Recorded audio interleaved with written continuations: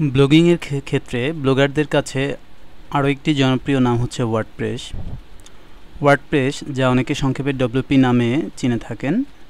এই ওয়ার্ডপ্রেসের মাধ্যমেও আপনি চাইলে বিনামূল্যে আপনার একটি ওয়েব পেজ তৈরি করতে পারেন। ওয়ার্ডপ্রেসে লগ ইন করতে বা ওয়ার্ডপ্রেসে নতুন অ্যাকাউন্ট তৈরি করতে www.wordpress.com এই অ্যাড্রেস বারে লিখে এন্টার দিন।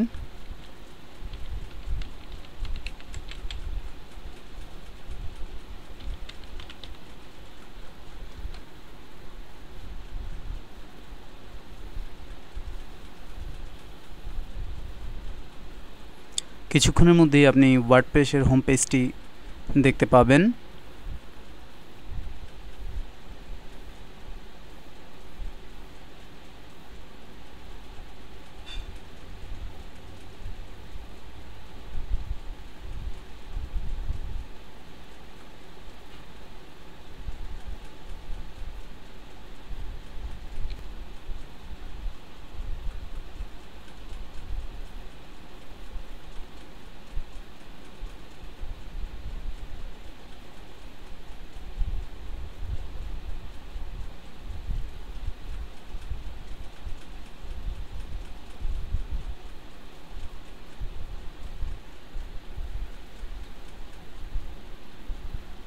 এটি হচ্ছে wordpress.com এর হোম পেজ, যেখান থেকে আপনি চাইলে আপনার নিজের জন্য একটি পেজ স্টার্ট করতে পারেন। এজন্য আপনাকে এই সাইন আপ নাও এই বাটনটিতে ক্লিক করতে হবে।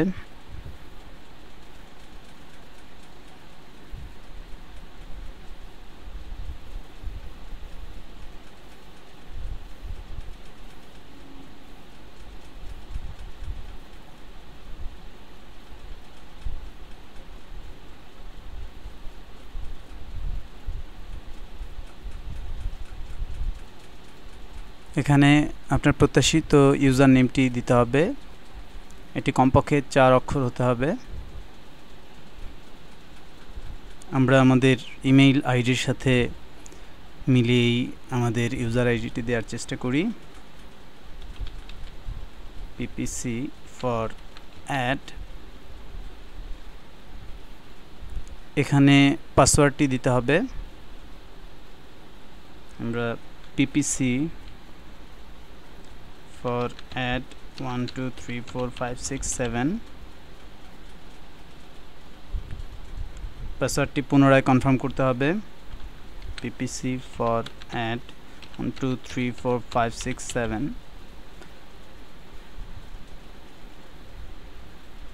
এটি মূলত আপনার পাসওয়ার্ডের স্ট্রেংথ কতটা তা প্রদর্শন করে। যেহেতু আমরা আমাদের পাসওয়ার্ডে অ্যালফাবেট এবং নিউমেরিক কম্বাইন করেছে এবং আমাদের পাসওয়ার্ডের ডিজিট যেহেতু অনেক বেশি, সেহেতু এটি একটি স্ট্রং পাসওয়ার্ড হিসেবে ট্রিট হচ্ছে। এখানে আপনার ইমেইল অ্যাড্রেসটি দিতে হবে, অর্থাৎ এই যে পেজটি আপনি নিচ্ছেন এর যে ইনফরমেশন যে ইমেইলে যাবে সেই ইমেইল অ্যাড্রেসটি দিতে হবে। আমরা এখানে ppc4ad@gmail.com আমাদের ইমেইল অ্যাড্রেসটি প্রদর্শন করলাম, ইনপুট করলাম। এখানে এগ্রিমেন্টের সাথে আমি এগ্রি করলাম। এখানে হচ্ছে give me a blog like username.wordpress.com, অর্থাৎ এটি নির্বাচিত থাকলে আমাকে পিপিসি ফর অ্যাড, অর্থাৎ আমার যে ইউজার নেমটি আমি দিয়েছিলাম পিপিসি ফর অ্যাড, সেক্ষেত্রে ppc4ad.wordpress.com এই অ্যাড্রেসটি আমার জন্য বরাদ্দ হবে। অন্যথায় আমি চাইলে কেবলমাত্র একটি ইউজার নেম নিতে পারি এবং পরবর্তীতে আমি আমার পছন্দসই রেজিস্ট্রেশন করে নিতে পারি। আমি এক্ষেত্রে এই অপশনটি নির্বাচন করছি এবং আমি চাচ্ছি যে ppc4ad.wordpress.com এই অ্যাড্রেসটি আমার অ্যাড্রেস হোক। এক্ষেত্রে আমি এই নেক্সট বাটনটিতে ক্লিক করছি।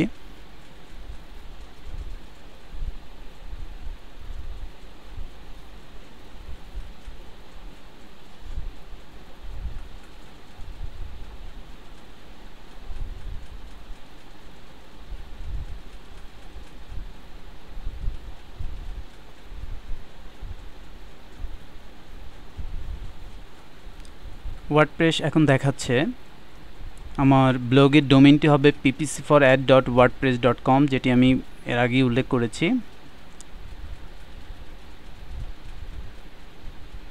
এবার আমি ব্লগ টাইটেলে আমি ppc4ads ব্লগ ওয়েব ব্লগ এটি না দিয়ে আমি পে পার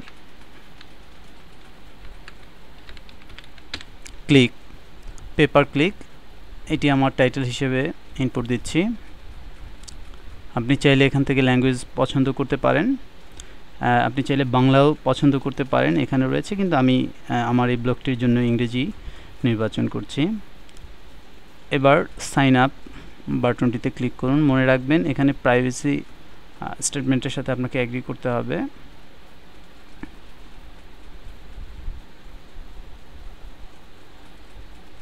আমরা যে ইমেল অ্যাড্রেসটি আমাদের ব্লগ তৈরির জন্য দিয়েছিলাম সেই ইমেইলে একটি ইমেল পাঠিয়ে দিয়েছে ইতিমধ্যে ওয়ার্ডপ্রেস, এবং সাধারণত তারা তাদের অফিসিয়াল টাইম 30 মিনিটস বললেও সাধারণত এটি ইনস্ট্যান্ট পৌঁছে যায় আপনার ইমেলে। তারপর আপনি চেক করে দেখবেন যে আপনার ইমেইলে ওয়ার্ডপ্রেস থেকে কোনো ইমেল পৌঁছেছে কিনা।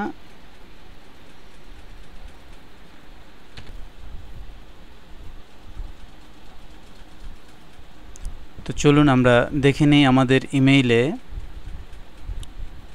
ওয়ার্ডপ্রেস থেকে কোনো অ্যাক্টিভেশন মেইল গিয়েছে কিনা। কারণ এই মেইলটি আমরা যদি দুদিনের মধ্যে অ্যাক্টিভেট না করি, অর্থাৎ মেইলটি থেকে আমাদের অ্যাকাউন্টটিকে অ্যাক্টিভেট না করি, তাহলে এটি আপনাকে পুনরায় সাইন আপ করতে হবে। যাই হোক, আমরা আমাদের জিমেইলে ঢুকছি।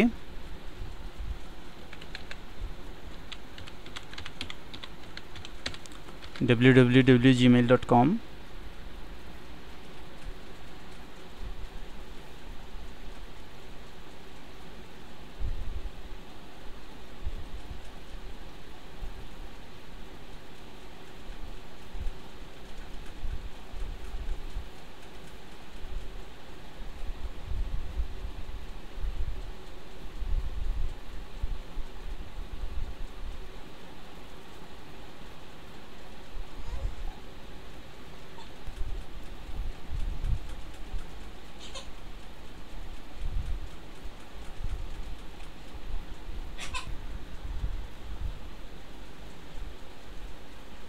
এবার আমরা আমাদের জিমেল আইডি এবং পাসওয়ার্ডটি দিয়ে আমরা আমাদের অ্যাকাউন্টে লগ ইন করব।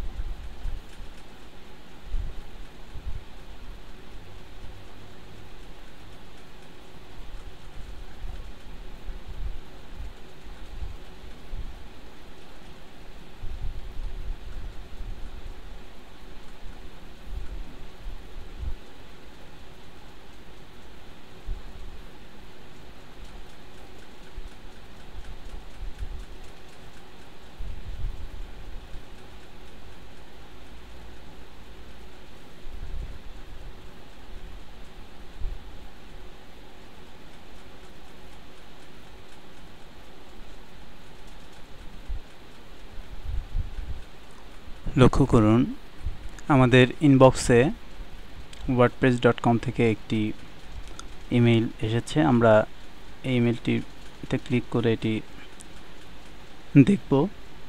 এটি মূলত আমাদের ওয়ার্ডপ্রেসের যে অ্যাকাউন্টটি আমরা তৈরি করেছি সেটি অ্যাক্টিভেট করার জন্য একটি ইমেইল।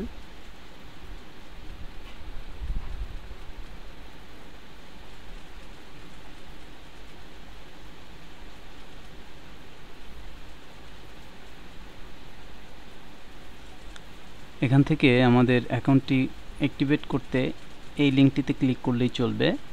তবে কোনো ব্রাউজার যদি এটি সমর্থন না করে বা কোনো বিশেষ সেটিংয়ের জন্য যদি এটি সমর্থন না করে, সেক্ষেত্রে আপনি এই অ্যাড্রেসটি কপি করে আপনি নতুন একটি ট্যাব খুলে বা নতুন একটি উইন্ডো খুলে সেখানে পেস্ট করে দিলেও চলবে। অর্থাৎ কপি করে নতুন একটি ট্যাব ওপেন করে এখানে পেস্ট করে এন্টার দিলেও অ্যাকাউন্টটি অ্যাক্টিভেট হয়ে যাবে। অথবা আপনি চাইলে এখানেই ক্লিক করতে পারেন, অথবা এখান থেকে রাইট বাটন চেপে আরেকটি ট্যাব ওপেন করেও এটি অ্যাক্টিভেট করতে পারেন। লক্ষ্য করুন আমরা একটি নতুন ট্যাবে এটিকে ওপেন করছি।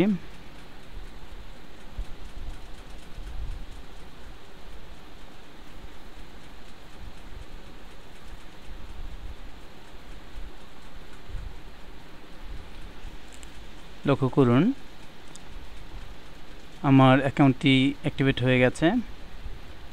আমি এই ইউজার নেম এবং এই পাসওয়ার্ড দিয়ে আমি আমার সাইটে লগ ইন করতে পারি।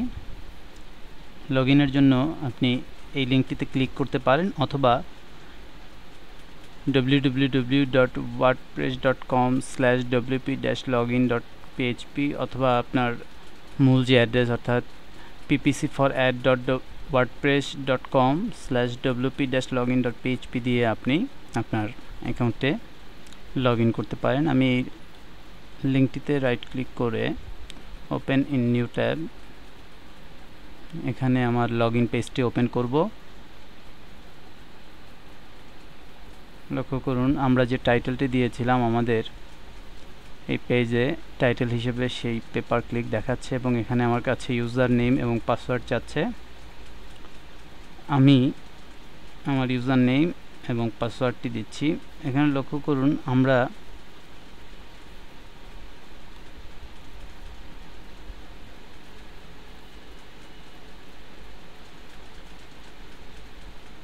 যে পাসওয়ার্ডটি দিয়েছিলাম সেটি এখানে প্রদর্শিত হচ্ছে, ppc4ad123456 আমি এটি জাস্ট কাট এবং পেস্ট করে এখানে ইনপুট করছি। আমি চাচ্ছি কম্পিউটারটি রিমেম্বার রাখুক। আমি লগ ইন বাটনে ক্লিক করছি।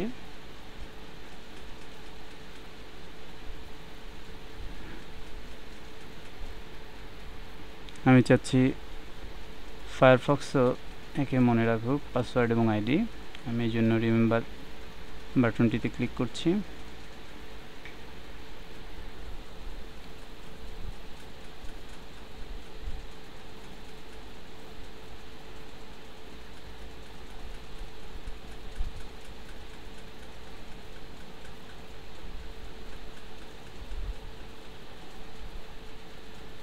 লক্ষ্য করুন আমরা আমাদের ওয়ার্ডপ্রেসের যে অ্যাডমিন প্যানেল বা অ্যাডমিন পেজ সেখানে পৌঁছে গেছি।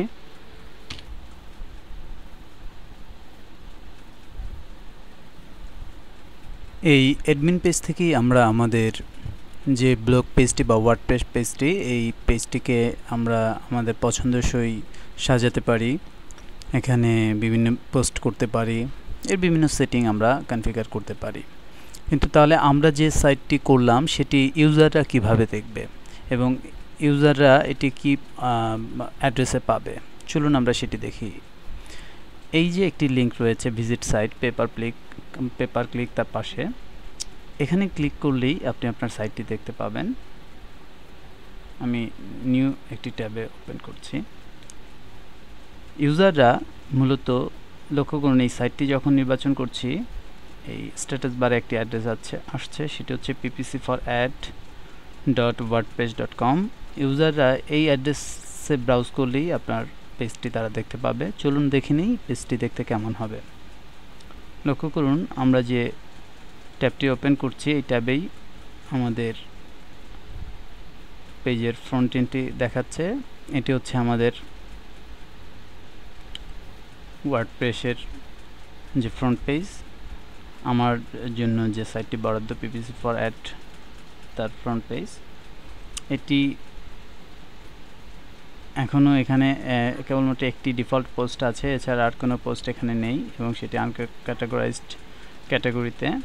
আমি চাইলে আমার পছন্দসই আমি আমার এই ব্লগটিকে সাজিয়ে নিতে পারি। চলুন আমরা আমাদের পরবর্তী লেসনে দেখব কিভাবে আমাদের এই অ্যাডমিন প্যানেল থেকে আমরা আমাদের এই ওয়ার্ডপ্রেস সাইটটিকে সাজিয়ে নিতে পারি।